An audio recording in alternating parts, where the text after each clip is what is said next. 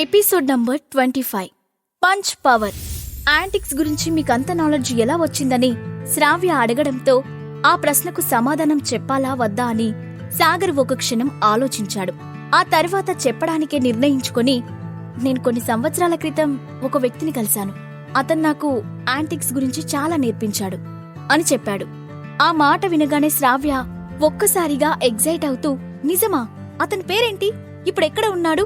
మనం కలవడం కుదురుతుందా అని వరుసగా ప్రశ్నలు అడుగుతూ సమాధానం కోసం అతని వైపు ఆశగా చూసింది. సాగర్కు యాంటిక్ పీసెస్ గురించి చాలా నాలెడ్జ్ ఉందని ఆమెకు బాగా అర్థమైంది. అతనికి అంత నాలెడ్జ్ ఉంటే అతనికి నేర్పించిన వ్యక్తికి ఇంకా నాలెడ్జ్ ఉంటుందని అనుకున్న శ్రావ్య అతన్ని కలిసి తాను కూడా యాంటిక్స్ గురించి నేర్చుకోవాలని అనుకుంది. కాని సాగర్ ఆమెతో, మిమ్మల్ని డిసప్పాయింట్ చేస్తున్నందుకు సారీ మిస్ శ్రావ్య. నేనతన్ని చాలా సంవత్సరాల నుంచి కలవలేదు కాబట్టి అతనిప్పుడు ఎక్కడున్నాడో కూడా నాకు తెలీదు అని చెప్పాడు. అది విని శ్రావ్య ఒక్కసారిగా డీలా పడిపోయింది. ఆమెలో ఉత్సాహం నీరుగారిపోయింది. అయినా వెంటనే ఆ మూడ్ నుండి బయటకు వచ్చి సాగర్ వైపు చూసి కొంచెం తటపటాయిస్తూ, సాగర్ గారు, నేను మిమ్మల్ని ఒక హెల్ప్ అడగాలని అనుకుంటున్నాను అని అంది. తప్పకుండా అడగండి. అది నేను చేయగలిగినదైతే చేయడానికి ప్రయత్నిస్తాను అని చెప్పాడు సాగర్. మిమ్మల్ని ఇలా అడగొచ్చో లేదో నాకు తెలీదు, కానీ మా ధరిత్రి స్టోర్లో మిమ్మల్ని చీఫ్ యాంటిక్ అప్రైజర్గా ఉండమని మిమ్మల్ని ఇన్వైట్ చేయాలని అనుకుంటున్నాను అని సంకోచంగా అడిగింది. మళ్ళీ వెంటనే హడావుడిగా, మీరు ఒకవేళ దీనికి ఒప్పుకుంటే ప్రతిరోజు పని చేయడానికి రావాల్సిన అవసరం లేదు, కానీ ఏదైనా హెల్ప్ అవసరమైతే తప్పకుండా రావాలి. ఇది మీకు నచ్చితే నేను మీకు నెలకు ₹1,00,000 శాలరీ కూడా ఇస్తాను అని అంది. ఆ మాటలు విని పక్కనే నిలబడి ఉన్న మేనేజర్ సత్యంకి ఊపిరి ఆగినట్లయింది. అతను ఆ స్టోర్లో చాలా సంవత్సరాల నుండి పనిచేస్తున్నారు. అయినా అతని శాలరీ నెలకు 30,000 మాత్రమే. కాని శ్రావ్య ఇప్పటికిప్పుడు సాగర్ కోసం chief antique appraiser post create చేసి నెలకు ₹1,00,000 శాలరీ ఇస్తానని చెప్పడం అతనికి ఆశ్చర్యం కలిగించింది. దాంతో అతను సాగర్ వైపు అసూయగా చూస్తూ, ఈరోజు వీడి లక్ చాలా బాగుంది అని అనుకున్నాడు. నేను రోజూ వర్క్ చేయాల్సిన పని లేకుండానే నాకు ₹1,00,000 ఇస్తావా? ఇది వినడానికి చాలా బాగుంది. రిజెక్ట్ చేయడానికి ఎలాంటి రీజన్ కూడా లేదు. మీ ఆఫర్కి నేను హ్యాపీగా ఒప్పుకుంటున్నాను అని చెప్పాడు సాగర్. శ్రావ్య ఆనందంగా, థ్యాంక్ యూ సాగర్ గారు, థ్యాంక్ యూ సో మచ్. అయితే అవసరమైనప్పుడు నేను మీకు కాల్ చేస్తాను అని చెప్పింది. అలాగే, ఇక నేను బయలుదేరుతాను, ఇప్పటికే లేట్ అయింది అని చెప్పి అక్కడి నుండి బయలుదేరి తిరిగి ఆఫీస్కు వచ్చాడు సాగర్. తర్వాత రోజు ఉదయాన్నే సాగర్ ఆఫీస్కి రాగానే సెక్రటరీ జాస్మిన్ అతని క్యాబిన్కి వెళ్లి, సార్, ఈరోజు ముక్తా ఫ్యామిలీతో కొలాబరేట్ అయిన మన company artist Reshma celebration premiere program ఉంది. మీరు డైరెక్ట్గా వెళ్లి చూస్తానంటే నేను ఏర్పాట్లు చేస్తాను అని అడిగింది. సాగర్ వెంటనే, నో, నేను డైరెక్ట్గా వెళ్లి ఆమె ఎదురుగా కూర్చుంటే ఆమె కొంచెం టెన్షన్ పడవచ్చు. అది పర్ఫార్మెన్స్ పై ఎఫెక్ట్ చూపిస్తుంది. అందుకే నేను డైరెక్ట్గా వెళ్ళను. మీరు నాకు ఆ ప్రోగ్రాం లైవ్ బ్రాడ్కాస్టింగ్ అరేంజ్ చేయండి, నేనిక్కడి నుండే చూస్తాను అని చెప్పాడు సాగర్. ముక్తా గ్రూప్ కొలాబరేషన్ లో జరుగుతున్న షో కాబట్టి ఆ ఫ్యామిలీ మొత్తం అక్కడే ఉంటుందని సాగర్కి తెలుసు. పైగా ఈ ప్రోగ్రాంకి అఖిల పర్సనల్ గా రెస్పాన్సిబిలిటీ తీసుకుంది కాబట్టి ఇప్పుడు స్వప్నలోక్ సీఈఓ హోదాలో తాను ఆ ప్రోగ్రాంకి వెళ్తే అక్కడ వాళ్ళందరికీ నిజం తెలిసిపోయే అవకాశం ఉంది. అందుకే సాగర్ అక్కడికి వెళ్లాలని అనుకోలేదు. ఓకే బస్, నేనిక్కడే ఏర్పాట్లు చేస్తాను అని చెప్పి అక్కడి నుంచి వెళ్లిపోయింది జాస్మిన్. అరగంట తర్వాత తన క్యాబిన్లో కూర్చుని ఎదురుగా ఉన్న కంప్యూటర్లో రేష్మా ప్రోగ్రాంని లైవ్ బ్రాడ్కాస్టింగ్ ద్వారా చూస్తున్నాడు సాగర్. ఆడియన్స్ అందరి అరుపులు కేకల మధ్య వయ్యారంగా నడుచుకుంటూ స్టేజ్ పైకి వచ్చింది రేష్మ. వెంటనే మ్యూజిక్ స్టార్ట్ అయింది. ఆమె మైక్రోఫోన్ పెట్టుకుని, నీ పాడితే లోకమే పాడదా, నీ ఆడితే లోకమే ఆడదా అంటూ ఆమె పాట పాడుతూ డాన్స్ చేయడం మొదలు పెట్టగానే అందరూ 2 క్షణాల్లో మంత్రముగ్ధులై చూస్తూ ఉండిపోయారు. కాని ఇంతలో హఠాత్తుగా మైక్ కట్ అయింది. పాట బయటికి రావడం ఆగిపోయింది. వెంటనే ఆడియన్స్ మధ్యలో నుండి పెద్దగా అరుపులు కేకలు మొదలయ్యాయి. ఆమె పెట్టుకున్న మైక్రోఫోన్ సడన్ గా కట్ అయిపోవడం వల్ల ఆమె పాట ప్రేక్షకుల మధ్యకు చేరలేకపోయింది. పర్ఫార్మెన్స్ మధ్యలోనే ఆగిపోవడంతో ఏం చేయాలో అర్థం కాక అటూ ఇటూ చూసిన రేష్మ వెంటనే స్టేజ్ మీద నుండి హడావుడిగా వెనక్కి వెళ్లిపోయింది. అది చూసిన సాగర్ ఇరిటేట్ అవుతూ ఒక్కసారిగా తన అరచేతిని టేబుల్ పై గట్టిగా కొట్టాడు. వెంటనే సెక్రటరీ జాస్మిన్ ను లోపలికి రమ్మని పిలిచాడు. ఆమె రాగానే, అసలక్కడేం జరుగుతుంది? పర్ఫార్మెన్స్ మధ్యలోనే ఎందుకు ఆగిపోయింది అని ఆవేశంగా అడిగాడు. సారీ బాస్, నేనిప్పుడే కనుక్కుంటాను, వెంటనే ఎంక్వైరీ చేస్తాను అని హడావుడిగా చెప్పి జాస్మిన్ ఎవరికో కాల్ చేయడానికి పక్కకు వెళ్ళింది. ఇంతలో అనుకోకుండా తన ముందున్న టేబుల్ వైపు చూసిన సాగర్ ఒక క్షణం ఆశ్చర్యపోయాడు. ఎందుకంటే అతను కాసేపటి క్రితం కోపంలో టేబుల్పై గట్టిగా కొట్టిన చోట అతని చేతి ముద్ర పడి ఫైబర్ కిందికి వంగిపోయింది. అది చూసి సాగర్కి ఆశ్చర్యం వేసింది. అంత హార్డ్ సబ్స్టెన్స్ తో తయారు చేసిన సాలిడ్ టేబుల్ ఒక్క దెబ్బకు వంగిపోవడం చూసి అతను షాక్ అవుతూ అనుమానంగా తన చేతి వైపు చూసుకొని, నా చేతికి ఇంత బలం ఎక్కడి నుంచి వచ్చింది అని అనుకున్నాడు. ఇంతలో జాస్మిన్ ఫోన్ మాట్లాడడం పూర్తవడంతో టేబుల్పై ఉన్న గుర్తు ఆమె కంటపడకుండా ఉండేందుకు హడావుడిగా అక్కడున్న ఫైల్స్తో తన చేతి ముద్రను కప్పేశాడు. బాస్, అక్కడేం జరిగిందో కనుక్కున్నాను. రేష్మ పాట పాడేటప్పుడు స్టేజ్ వెనుక 4 వ్యక్తులు సింగింగ్ ఎక్విప్మెంట్ ఆపరేట్ చేస్తున్నారు. వాళ్ళ వల్లనే తప్పు జరిగింది. కానీ వాళ్ళు తప్పు ఒప్పుకోకుండా తప్పించుకోవాలని చూస్తున్నారు అని చెప్పింది. సాగర్ అది విని ఒక క్షణం మౌనంగా ఉండి సిచ్యువేషన్ను అర్థం చేసుకోవడానికి ప్రయత్నించాడు. ఆ తర్వాత మెల్లగా తల ఊపుతూ, సరే, ఆ 4 మన ఆఫీస్కి పిలిపించు అని అన్నాడు. ఓకే బాస్ అని చెప్పి జాస్మిన్ వెళ్ళిపోయింది. సాగర్ వెంటనే మొబైల్ తీసి కేదార్కి కాల్ చేసి, నేను ఆఫీస్లో ఉన్నాను, నీతో కొంచెం పని పడింది, నువ్విక్కడికి రాగలవా అని అడిగాడు. ఓకే సార్, ఇప్పుడే వస్తున్నాను అని చెప్పిన కేదార్ 10 నిమిషాలు తిరగకుండానే సాగర్ ముందున్నాడు. అప్పుడు సాగర్ అతనితో కాసేపటి క్రితం రేష్మా ప్రోగ్రాంలో జరిగిన సంఘటన గురించి చెప్పి, ఇప్పుడు ఆ 4 ఇక్కడికి రాబోతున్నారు. ఎలాగైనా సరే వాళ్ళ నోటి నుండి నిజాలు రప్పించాలి. కావాలంటే దీనికి వేరే ఏ పద్ధతైనా వాడొచ్చని తెలుసు, కానీ అది నాకు ఇష్టం లేదు. నువ్వుంటే ఈ పని సింపుల్గా అయిపోతుంది, అందుకే రమ్మని పిలిచాను అని చెప్పాడు. అదెంత పని బాస్, 2 నిమిషాల్లో అయిపోతుంది. మీరు హ్యాపీగా సోఫాలో కూర్చోండి, నేను చూసుకుంటాను అని చెప్పాడు కేదార్. సరే అని చెప్పి తన క్యాబిన్లోనే పక్కనే ఉన్న రూంలోకి వెళ్లి కూర్చున్నాడు సాగర్.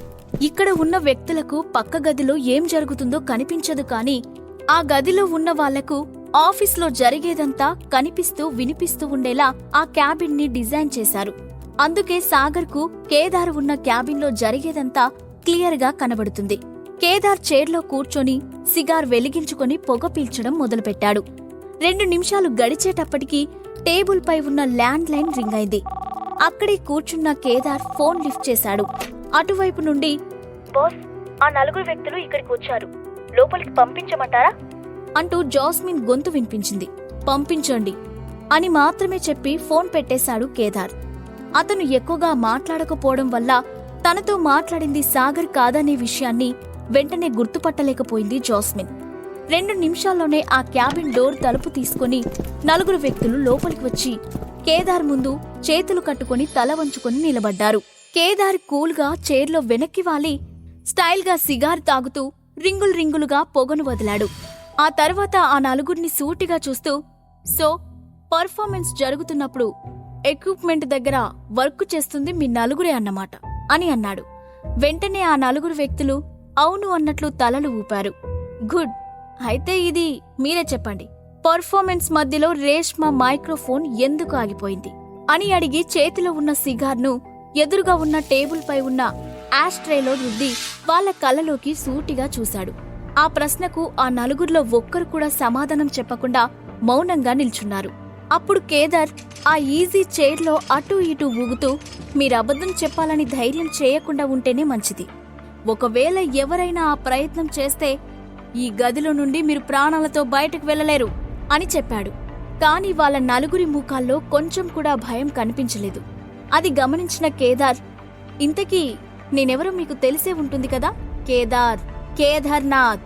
నేను గట్టిగా అనుకున్నానంటే మీ గొంతులో ప్రాణం తీయడం నాకు క్షణం పని.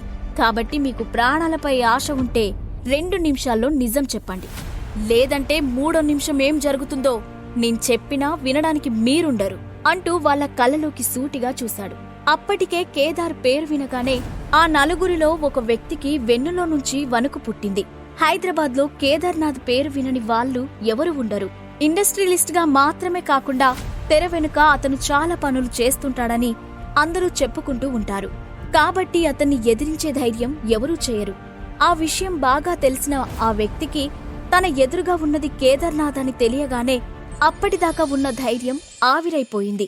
దాంతో అతను ఉన్న చోటనే మోకాళ్లపై కూలబడి, సార్, నన్నేం చేయొద్దు సార్, నేను నిజం చెప్తాను సార్, ప్లీజ్ సార్ అని అన్నాడు. అది చూసి మిగతా ముగ్గురు వ్యక్తులు ఒకరి ముఖాలు ఒకరు చూసుకున్నారు. అతను అంత త్వరగా నిజం ఒప్పేసుకుంటాడని వాళ్ళు ఊహించినట్లు అనిపించలేదు. కాని ఇప్పుడు తమకు కూడా వేరే దారి లేదని అర్థం చేసుకుని వాళ్ళు కూడా మోకాళ్లపై నుంచొని, సారీ సార్, మమ్మల్ని క్షమించండి అని అన్నారు. ముందు అక్కడ ఏం జరిగిందో ఆ విషయం చెప్పండి అని అన్నాడు కేదార్. వాళ్లలో ముందుగా భయపడిన వ్యక్తి హడావుడిగా జరిగిన విషయం మొత్తాన్ని అతనికి వివరించాడు. 2 నిమిషాల తర్వాత అతను చెప్పింది మొత్తం పూర్తిగా విన్న కేదార్, ఇక మీరు బయటికి వెళ్ళొచ్చు అని అన్నాడు. కేదార్ తమను ఏం చేయకుండా విడిచిపెట్టడంతో ఆ నలుగురి ప్రాణాలు మిగిలాయి. అదే చాలు అనుకుంటూ అక్కడి నుండి హడావుడిగా బయటపడ్డారు. వాళ్ళు బయటకు వెళ్లగానే కేదార్ లేచి సాగర్ కూర్చొని ఉన్న గదిలోకి వెళ్లాడు. అప్పటికే అక్కడ జరిగేదంతా వింటూ గ్లాస్లో నుండి క్లియర్గా చూశాడు సాగర్.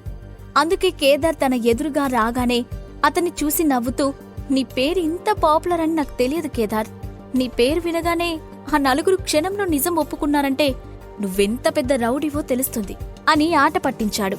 కేదార్ నవ్వి, సాగర్ సార్, నాకున్న పేరు మీకు ఎలాగోలా ఉపయోగపడింది, అది చాలు అని అన్నాడు. ఆ తర్వాత ఏదో అనుమానం వచ్చినట్లుగా, సార్, నాకొక విషయం ఇంకా అర్థం కాలేదు. మీరు ఇప్పటికే స్వప్నలోకి సీఈఓగా ఉన్నారు, కాని మళ్ళీ ఆ ఇంటికి అల్లుడుగా ఎందుకు తిరిగి వెళ్లారు అని అడిగాడు. దానికి కొన్ని కారణాలు ఉన్నాయి కేదార్, టైం వచ్చినప్పుడు నేనే చెప్తాను అని క్యాబిన్లోకి నడిచాడు సాగర్. దాంతో ఇక కేదార్ ఆ విషయం గురించి మాట్లాడలేదు. కాసేపటి తర్వాత కేదార్ తిరిగి వెళ్లిపోయాడు. సాగర్ ఆ నలుగురు వ్యక్తులు చెప్పిన విషయం గురించి ఆలోచిస్తూ కూర్చున్నాడు. ఇంతలో హఠాత్తుగా అతని మొబైల్ రింగ్ అయింది.